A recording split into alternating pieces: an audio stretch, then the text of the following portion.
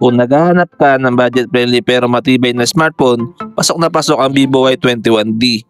Hindi lang siya pang daily use, kundi swak din para sa mga taong laging on the go at gusto ng phone na may tibay, battery life at decent performance. Meron siyang IP68, IP69 rating, ibig sabihin dustproof at waterproof na siya. Dagdag pa ang SGS 5-star drop resistance at MILSTD 810H shock resistance. Kaya hindi ka masyadong kabado kung mahulog man o mabasa ng ulan. May ring notification LED dynamic light pa para mas stylish at functional tingnan. Sa harap, meron kang 6.68-inch HD Plus IPS LCD display na may 90Hz refresh rate.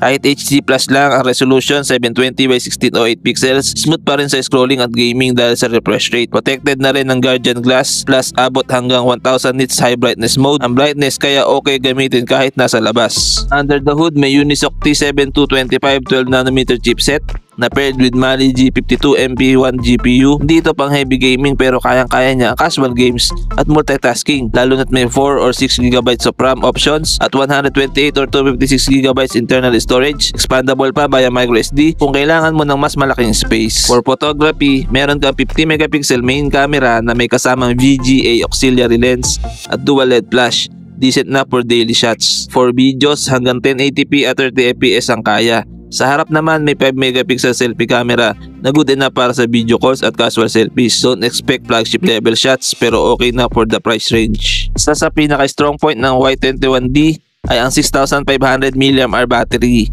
Solid na for 2 days of regular use.